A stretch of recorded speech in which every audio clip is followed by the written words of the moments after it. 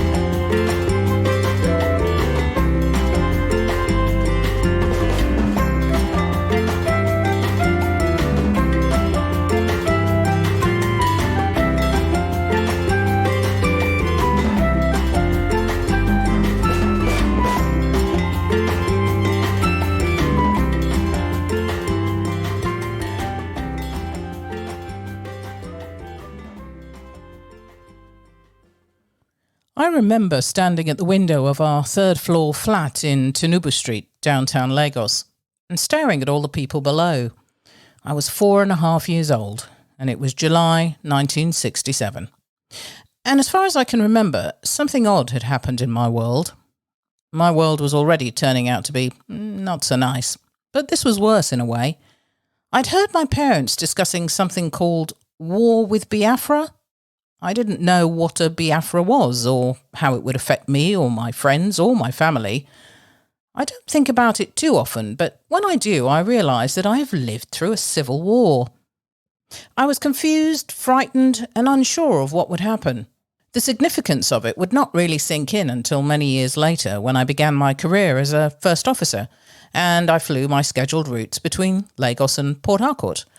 The night stops in Port Harcourt lasted many hours and provided me with a fantastic opportunity for reading.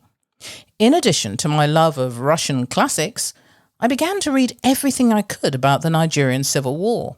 I read books by local as well as international authors, as I needed to get a balanced view of my country's history. I wanted to recall my own memories of the Civil War, because I think that it did have a strong impact on me as a child, but not one that I recognised until very much later. It was very interesting to observe the similarities to the way that I remembered my childhood trauma, not as a cohesive cognitive narrative, but a jumbled recollection of confused, strong emotions, punctuated by the remembered sensations of pain, terror, confusion, and exhaustion. When I later discovered that children who have survived abusive childhoods can suffer from PTSD in much the same way that a veteran might, it didn't surprise me that much. Anyway, perhaps this might explain the reason why the Civil War provided a vague, disturbing backdrop to our lives at that time, rather than dominating it. I do remember the blackout curtains that were hung alongside our regular curtains. They were to be drawn every evening at 6 p.m. Failure to do so could and would elicit heavy penalties. My father was practicing as a doctor in those days, and I would remember him being away for long periods during the war, but I had no idea what he was doing. I would later learn that he was working at the front as a surgeon. He would tell stories many years later of being attacked by children as young as 10 or 11 who were part of the Biafran army. His inability to process what he witnessed in those days was, I think, something that haunted him for a long, long time. Soldiers on the streets, shortage of goods, aircraft in the air, nightly television reports, secret police checks to make sure that citizens were not aiding and abetting the enemy were a normal occurrence in those years. But apart from the occasional incursion of aircraft and rumours of spies in the capital, we were lucky. Because I was so young, I guess I was shielded from the majority of unpleasantness of a war. It wasn't until I revisited the subject during those long layovers that I began to piece it all together. So, back to my life as a 24-year-old newly qualified commercial pilot living in San Francisco.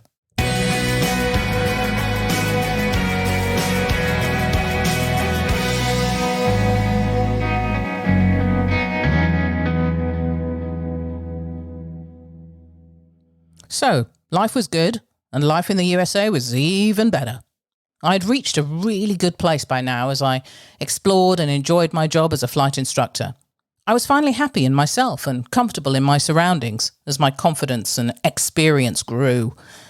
I hadn't thought about it every waking moment, but soon I realised that I had to make a decision where to spend my future career. Do I go for the green card and stay in the US, or do I return to Nigeria or maybe the UK to forge a career there? As I tossed the options around in my head, I was contacted by a friend of mine in Lagos. There was a new start-up airline forming in Lagos, and they were looking for young Nigerian pilots to come on board. Pardon the pun. It was an exciting opportunity, and I liked the idea of the next step up, perhaps a little more than a step actually, the DC-8 four-engine jet. It was a little ironic because I'd always been a big fan of the Boeing 707. I preferred it immensely to the DC-8, but hey, at my level, beggars can't be choosers. And it would look great on the resume, as well as in my logbook. It had been a very difficult decision to make, and pretty much 99% of me thought I'd made a mistake. But I so wanted that recognition, which I thought would be given by getting my first job. I felt confused and overwhelmed, a bit like the 4-year-old me standing on that balcony as the Civil War began. Having spent so long in the US, I was naturally very uncertain of what I would find on my return to Lagos. The contacts that I needed were all arranged, and the fear gave way to excitement as I realised that I would most likely be the first Nigerian woman to fly a DC-8 as a first officer. But as the days and weeks passed, it became clear that this golden opportunity that I felt so lucky to have received was receding into the distance at a rate of knots. The concept was a good one, but the business planning was appalling as people climbed onto the bandwagon in the hope of making quick money with the emerging civil aviation boom. Short-term, quick-gain approaches were not going to work, and with this becoming more apparent, the whole project fell through, and I was left as I'd begun, with nothing. For someone so young, and who had worked thus far to build a new me, this was an incredible blow to my self-confidence. I could have, in hindsight, persevered by trying to pursue a different job in Lagos. I may have been successful, but the wind had gone out of my sails, and it didn't take very much to make me feel like a failure. Seeing nothing on the horizon, I decided to return to the UK, and was lucky when an old school best friend asked me to stay with her in North London for as long as I liked. My mum thought it would be good for me to take a break and investigate the industry over there, and so, with logbooks, licenses, and a sense of having failed at the first hurdle, I reluctantly boarded a plane to Heathrow. Once I'd settled into North London, it suddenly dawned on me that I had to make some sort of decision about my future. I liked to know what I was doing, and being in this limbo was not a comfortable situation for me. I decided to make the most of this time. I had some money in the bank, and I could re-establish my roots. And so I did. I spent the next 6 months visiting museums, galleries, air shows, pubs, music venues, and making friends. Apart from spending time with friends, I went everywhere alone. I learned to like myself and kind of enjoyed the solitude. Not that everything was upbeat and wonderful. I had a lot of downtime where I sunk into self-pity and dejection. The thought of never being able to use the qualifications I had worked so hard to achieve started to make me feel disheartened and very depressed. There were also light-hearted moments as well, learning experiences which shaped me as a person, although as is so often the case, I didn't realise it at the time. My friend was short of cash and suggested that we pick up cash-in-hand jobs to make some extra money. I agreed, and so we trooped off to this back-alley recruitment office in the middle of London somewhere, basically a place that hired you cash in hand, no questions asked. Now, for someone who had followed all the rules, and I still do, this was difficult in itself, but my friend assured me it would be okay. We were assigned to a London hotel, which, ironically, mainly housed flight crew on their layovers in the city. Along with my friend, I was given a uniform, a dress, and an assigned senior housekeeper to teach me the ropes. Well, anyone who knows me knows full well that the uniform being a dress was enough to send me into a tailspin. To say dresses aren't my thing is a bit of an understatement. My partner once found an old photo of me wearing a flowing peasant skirt, and she immediately asked me why I'd never told her I had a twin. I think it was probably the second time I'd ever worn one, so my mum had insisted on a photo. Yes, there is proof out there somewhere. Anyway, at the hotel, we were given approximately half an hour of training and then left to our assigned room tasks.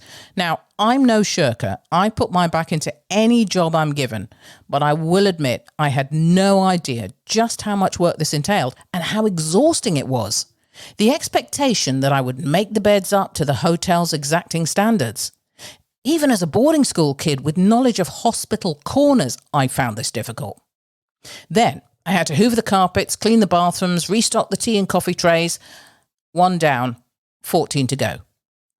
All of this had to be achieved in a dizzying timescale. I had to admit it, I'd met my match. I'm embarrassed to admit that the job ended the same day it started.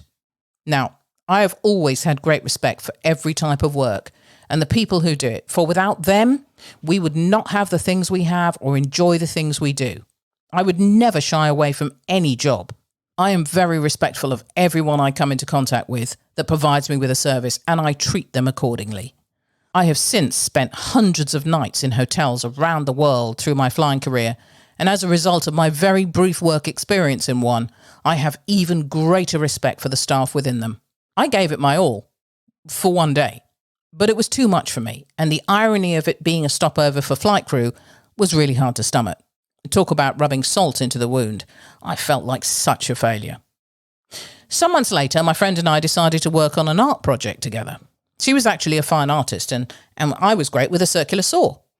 Bear with me. She drew pictures on the wood, I cut them out, and we stuck them back on as a sort of jigsaw work of art. We sold these at Camden Market, and you may be surprised to hear we were quite successful. It was hard work, though, obtaining a pitch, and we had to be up at the crack of dawn on those very, very cold winter mornings. In hindsight, all these experiences were eventually the catalyst that made me go out and get what I wanted.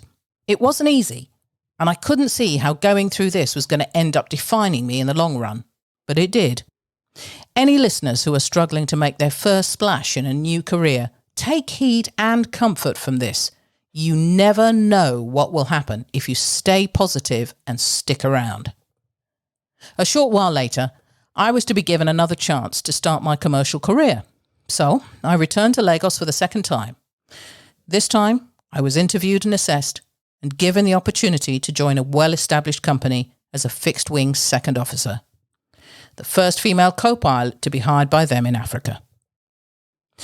Thank you for listening. As always, your reviews and comments are very much appreciated. Thank you to Lucy Ashby for the editing of this episode. If anyone has any questions or would like to discuss any of the issues I have mentioned in any of the episodes, I'd love to hear from you. In the next episode, I start work as a second officer at Bristow Helicopters in Lagos on the DHC-6 Twin Otter. I begin to realise that not everyone is always that enthused to have a woman up at the sharp end of an aircraft. And I develop a strategy to deal with the distrust and suspicion of having a woman pilot in the frame in the 1980s. Goodbye.